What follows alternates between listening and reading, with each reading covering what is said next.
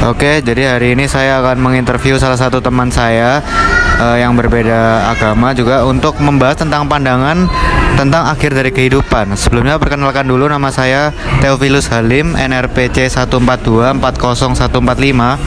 Hari ini teman saya, yaitu bisa diperkenalkan dulu siapa? Saya Abirama. Untuk kesibukan saya sekarang, saya bekerja di salah satu perusahaan retail. Oke, jadi ini teman saya namanya Abirama. Kita akan tanya-tanya seputar akhir kehidupan. Jadi kita langsung aja ke pertanyaan pertama. Oke, pertanyaan pertama adalah percaya atau tidak tentang kehidupan setelah kematian. Jadi kamu percaya nggak kehidupan setelah kematian itu ada nggak sih?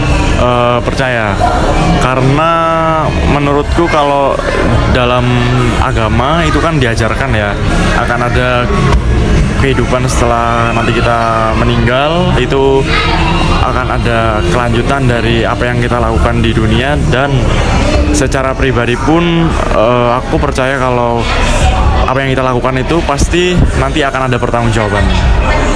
Oke, jadi seperti itu ya jawaban dari pandangan dari agama Islam. Kurang lebih sama sih dengan agama Kristen, dimana kita juga percaya tentang adanya akhir dari kehidupan setelah kematian, dimana kita percaya bahwa setiap yang diciptakan Tuhan itu akan kembali menjadi dari debu, kembali menjadi debu, seperti itu, dan rohnya akan tetap ada untuk naik ke alam lain gitu. Oke, lanjut ke pertanyaan yang kedua. Tadi kan kita tanya percaya atau tidak, sekarang kita tanya bagaimana akhir dari setelah kematian itu, ada apa sih setelah itu? Menurut Islam itu ada apa sih? Kalau menurutku di dalam akhir kehidupan itu nanti akan ada peradilan, di mana apa yang kita lakukan selama di dunia, baik buruk yang kita lakukan itu akan dipertanggungjawabkan, dan itu nanti akan mengarahkan kita apa yang kita lakukan baik atau buruknya, yang nanti kita itu akan masuk ke neraka atau ke surga dari apa yang telah kita lakukan itu. Oke, jadi ada penghukuman setelah kematian, dimana bisa masuk neraka atau surga tergantung perbuatan kita ya. Oke, jadi kan kalau kita kurang lebih jawabannya sama nih, tapi kan ada sedikit perbedaan di Islam dan Kristen, dimana Islam itu ada pahala ya, bahasanya kan pahala, dimana ketika kita melakukan perbuatan baik atau kita berpuasa itu kita mendapat pahala gitu. Jangan kalau misalnya kita berbuat dosa maka mungkin pahalanya berkurang atau seperti apa. Nah, itu kamu bisa jelaskan nggak konsep pahala ini seperti apa? Pahala itu bisa dibilang apapun yang kita lakukan yang itu baik dan juga memberikan dampak yang baik, entah itu untuk orang ataupun makhluk hidup, apapun itu ya, itu kita pasti bakal mendapatkan pahala apapun itu yang kita lakukan. Jadi nggak hanya puasa, kita membantu orang lain pun, membantu makhluk hidup lain itu juga bisa memberikan kita pahala. Dan pahala ini tuh hitungannya seperti apa yang kita lakukan ini, istilahnya mungkin kalau dalam Kristen kayak menjadi berkat bagi kita maupun bagi orang lain, kayak gitu sih. Oke, itu tentang pahala ya. Terus kita lanjut ke pertanyaan yang ketiga. Tadi kita tanya apa setelah kehidupan, setelah kita tanya percaya nggak sih adanya surga dan neraka itu? Apa cuma setelah kehidupan ada sesuatu tapi nggak tahu itu apa? Atau kamu percaya nggak adanya surga atau neraka ya? Oke, percaya. Kenapa percaya? Karena selain karena dalam ajaran agama, kedua secara pribadi kayak yang di pertanyaan awal yang udah aku jelasin, kalau dalam kehidupan itu pasti akan ada namanya pertanggungjawaban ya. Kayak kita nggak mungkin hari ini kita bisa berbuat jahat dan itu nggak akan ada pertanggungjawabannya, tapi itu semua pasti akan ada pertanggungjawabannya, meskipun kita nggak ada yang tahu karena kita masih sama-sama belum pernah mengalami. Tapi yang pasti itu kembali ke keyakinan kita. Kalau kita memiliki iman, kita punya iman, pasti kita akan percaya dengan apa yang diajarkan oleh agama kita, meskipun kita sendiri mungkin belum mengalami itu. Oke, jadi seperti yang dijelaskan tadi, berarti ada konsekuensi ya dari setiap perbuatan yang kita buat, antara baik atau buruk. Kalau kita berbuat baik, kita akan dipertimbangkan untuk masuk surga. Ketika kita melakukan perbuatan buruk, kita akan condongkan ke arah ke neraka gitu. Kalau di Kristen itu kurang lebih sama, kayak ada surga dan neraka, mungkin konsepnya sedikit berbeda. Kalau dari Kristen itu syarat utamanya adalah percaya Tuhan sebagai juru selamat, bukan perbuatan baiknya. Jadi kayak perbuatan baik itu hanya untuk membalas kebaikan dari Sang Pencipta. Jadi bukan sebagai syarat utama gitu. Jadi tetap harus berbuat baik juga. Kayak di Alkitab juga dijelaskan kalau kamu percaya sebagai Tuhan sebagai juru selamat, tapi perbuatanmu tidak menggambarkan Tuhan, berarti kamu tidak benar-benar percaya gitu.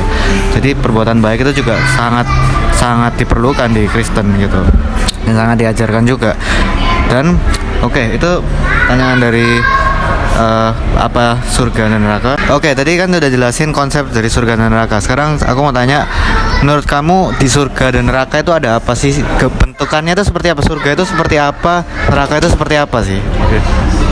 Yang pasti gini, kalau kita bilang kita tahu apa, yang pasti kita semua mungkin nggak ada yang tahu ya, karena ya itu tadi kita belum pernah ke sana dan yang kita belum pernah mengalami. Cuman yang pasti adalah surga itu tempat dimana kita akan menerima imbal balik dari perbuatan-perbuatan baik yang kita lakukan. Kalau neraka itu jelas tempat yang kita tuju kalau kita selama di hidup ini kita mungkin melakukan perbuatan jahat atau dominannya perbuatan-perbuatan yang mungkin itu bisa dibilang bukan hal yang baik, kayak gitu sih.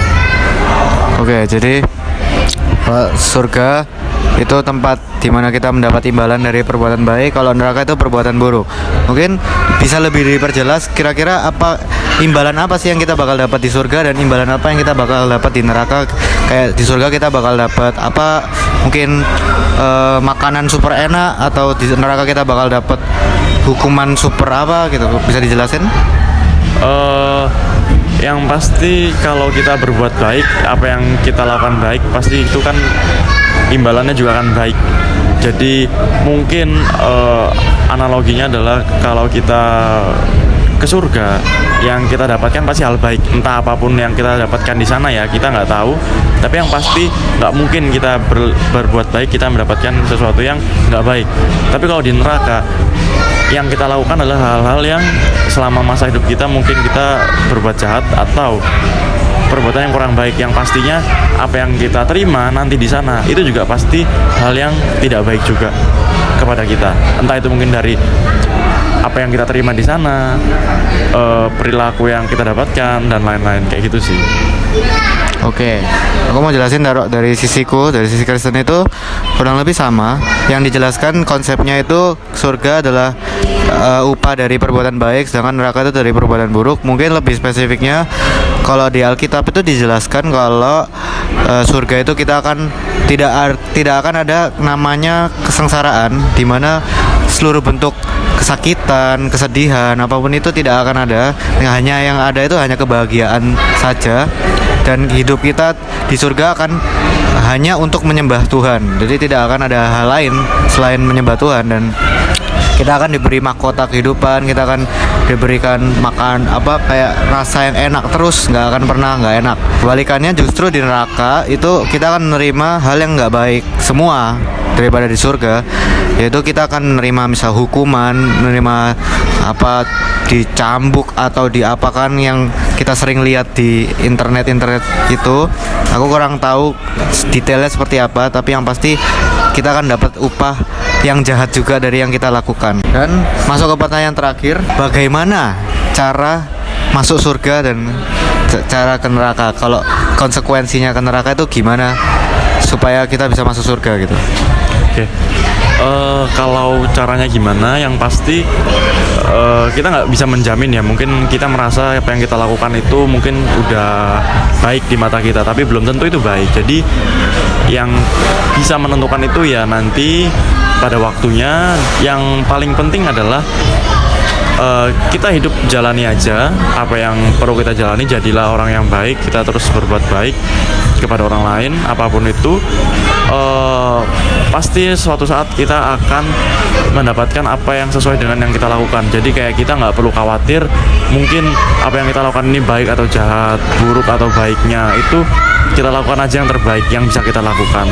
Selama memang yang kita rasa itu kita sudah lakukan yang terbaik dan itu baik, pasti kita akan dapat sesuai dengan apa yang sudah seharusnya kita dapatkan, kayak gitu sih.